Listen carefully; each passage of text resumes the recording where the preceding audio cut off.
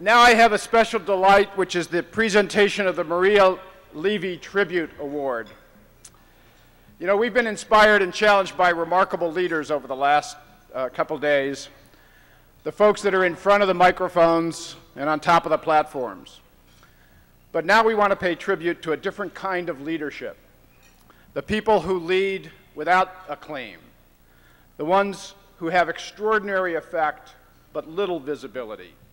They supply the ideas, the energy, the glue, the work that really makes things happen, but they don't grab the headlines or get the spotlights.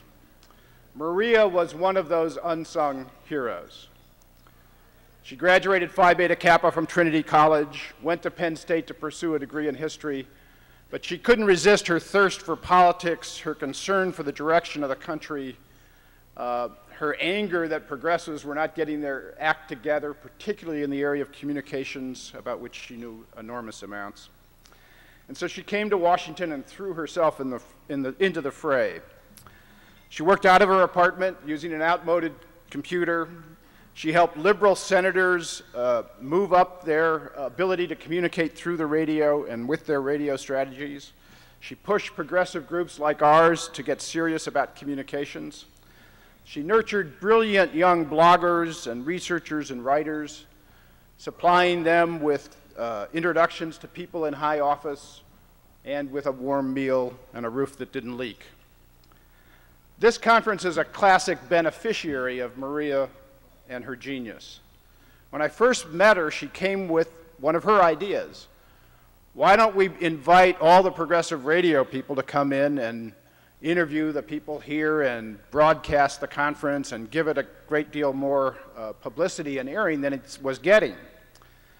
And like anybody running a large operation, Roger and I, we met with Maria, and well, it was going to cost some money and it was going to be difficult and who would do it. And so Maria went out and raised the money and volunteered to put it together. And out of that came Radio Row and Bloggers Boulevard and a huge quantum leap for the conference, the Take Back America conference. She did that not just for us, but for organizations across that she worked with and touched across the city and across the country. Sadly, Maria left us on December 31st, 2006. And we all still sort of feel that loss of energy and intensity and the way she challenged us and moved us. And a discussion took place among her friends trying to figure out how should we honor this extraordinary person. And we finally decided to do something that she surely would not approve of, which is to do a public award in her name and to give it each year to another unsung hero, someone who was doing extraordinary work without the acclaim that makes and helps build a progressive movement.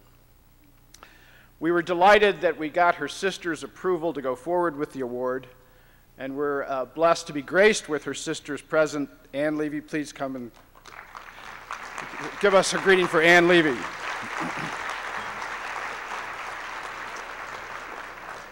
Last year was the first award. We invited bloggers and activists to nominate people, and then we put the nominations up. We invited people to vote on the winner. Last year it was presented to Ari Lipman. In the past year, Ari has moved to Columbus, Ohio, where he has founded Faith Vote Columbus, a coalition of 30 religious congregations and community organizations working to increase voter participation in low-income neighborhoods. In only a few months, he's already recruited over 500 volunteers. He plans to build the organization over the next years to increase that voter turnout and then to use the turnout to focus candidates to address the issues of urban poverty and of social justice. Ari, please stand up and take a turn.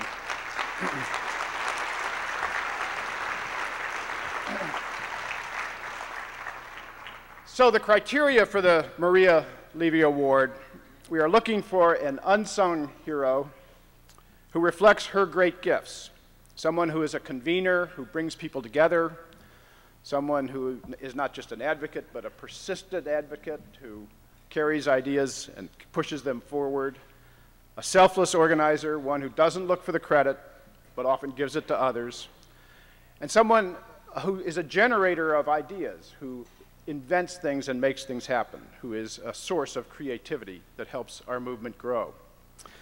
This year, once more, we asked for nominations. We received dozens of remarkable nominations. Thousands of you voted for this year's award winner, and I'm proud to announce that the winner is Jim Gilliam. And to present the award to him is someone who I'm sure you all know, Robert Greenwald, the founder of Brave New Films.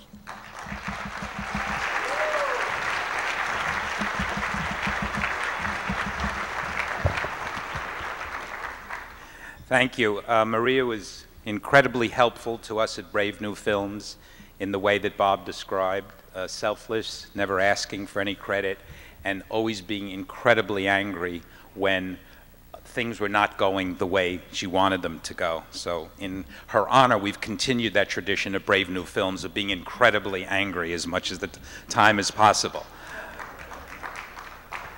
I'd like to show a little film that Jim's colleagues at Brave New Films have made when we found out he was getting this honor. So if we could roll the film now.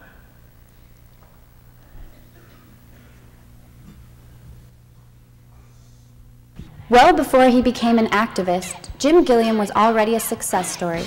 By the age of 23, he had already survived cancer and had played an integral role in the development of search engine technology during the dot-com boom.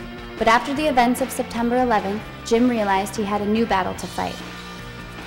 Combining his technological savvy with his commitment to progressive ideals, Jim would help redefine how progressives tell their story. As a producer of feature documentaries at Brave New Films, Jim helped create a distribution network that utilized the emerging Netroots community. The creation of Brave New Theaters would give other filmmakers the chance to use the same method to distribute their own films. Soon, Jim and Robert Greenwald would stake out new territory using their distribution model to create an online home for hard-hitting viral videos that can allow progressives to respond almost immediately to the events that affect America. But first, he would have to face the biggest challenge of his life. In 2007, Jim would have to undergo a double lung transplant. It would be a risky procedure, and recovery would be difficult. In a remarkable show of strength and determination, Jim was back to work just weeks after the transplant. With Jim back in the saddle, Brave New Films videos have achieved over 13 million views online. As a result, Brave New Films has been able to effect change in a variety of real, tangible ways and continues to find new ways to communicate the progressive message to more people every day. Jim Gilliam is a fighter, a leader, and an inspiration to everyone who knows him. Jim Gilliam is a superhero.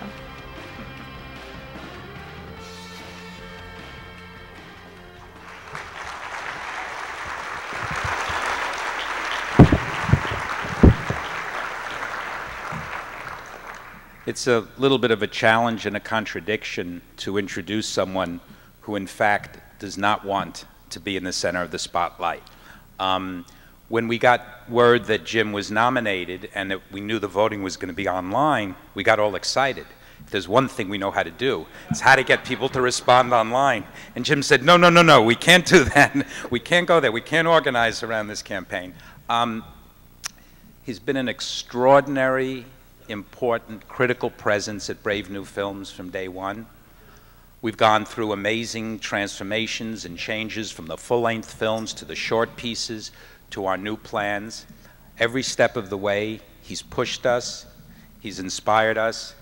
He truly, truly does not know the meaning of the word, oh, I don't think it can be done.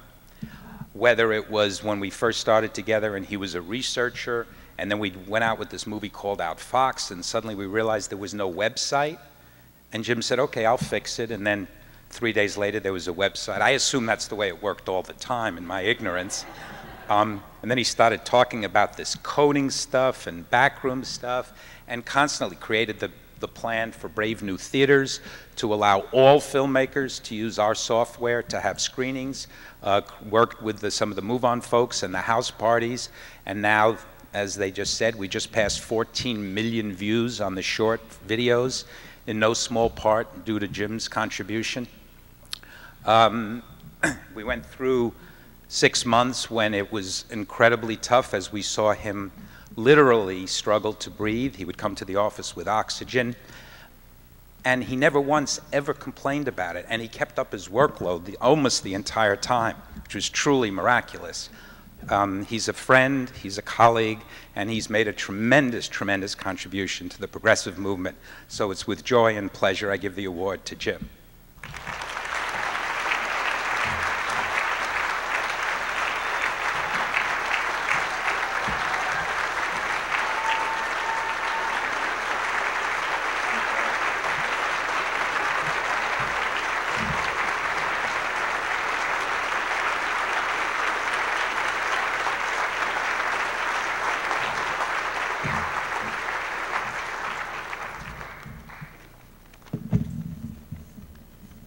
Thank you. Let me adjust this a little bit. Thanks. I first met Robert shortly after the occupation began in Iraq. Someone I met at a Move On event forwarded me an email from him looking for someone to do research for a few months. I sent him a link to my blog, and he called me within the hour. That was almost 5 years ago. At the time, I'd become quite cynical and apathetic about the world. I grew up as a frighteningly precocious Christian fundamentalist. I called talk radio, I went on mission trips, I listened to Rush Limbaugh. But eventually I became disillusioned. I spent a year at Jerry Falwell's Liberty University. I lost my mom to cancer, and I had to fight cancer myself twice. To survive, I was forced to rely on others, my doctors, my family, the scientific community. I even needed someone else's bone marrow, someone I'd never even met. Clearly, my fiercely independent, conservative worldview was just totally wrong. I owed every moment of my life to countless people I would never meet.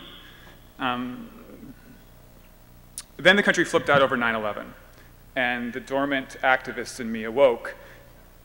It was no longer a question of whether I could actually change anything, but whether or not I could live with myself if I didn't try.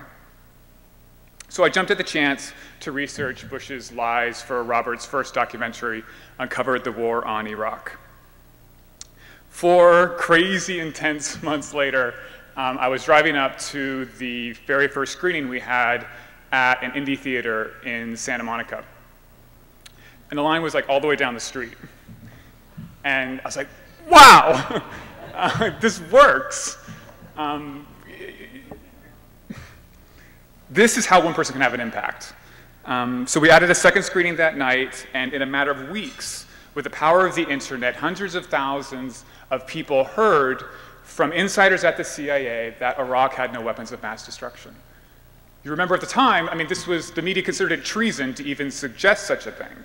So progressive activists organized thousands of screenings in communities all over the world to get the message out. And now the only people who don't know this story are the people still watching Fox News.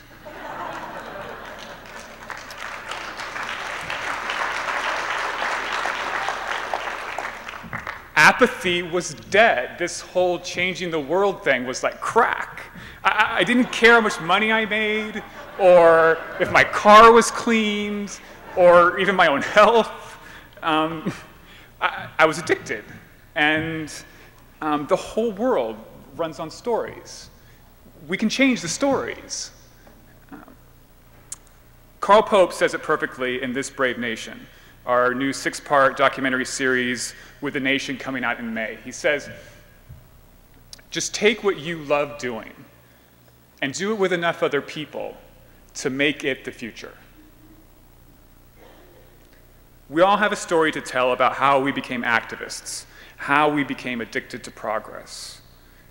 Here's my challenge to you. Most of you know very talented people working for very large corporations, and they're miserable.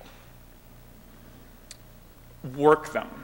Stop talking about how the country is screwed up for long enough to show them how much fun it can be to do something meaningful.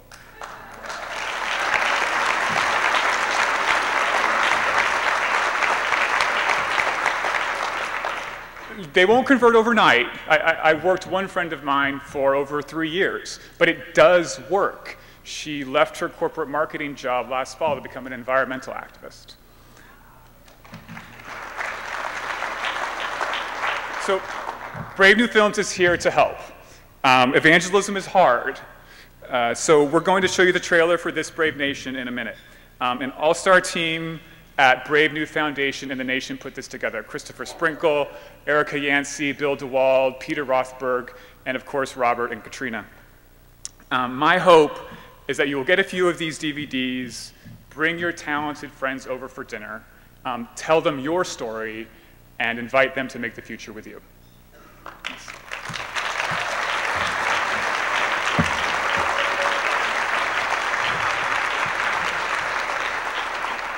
In the 60s, it was kind of hardwired that things were going to get better. The idea that we were going to go backwards, that just wasn't on the radar screen. Never doubt that a few committed individuals can change the world.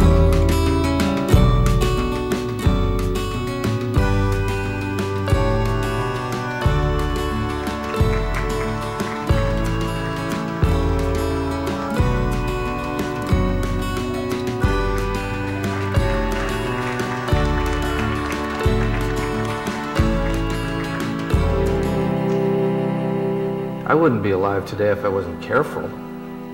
To make social change, you have to go to places that are frightening. In 1988, I was beaten up very severely by the police in San Francisco. My grandmother used to love to tell stories about how they had the picket lines. My father, age 3 at the time, would scream "scab." I believe the American people are going to make some absolutely wonderful changes within the next few years. I think that it's been exciting to see the interest of the younger generation. If you do it alone today, do it with 2 people tomorrow. Do it with 4 people the day after tomorrow. Do it with 8 people the next day. And then 16 and 32. Just take what you love doing and do it with enough other people to make it the future. And the people leave.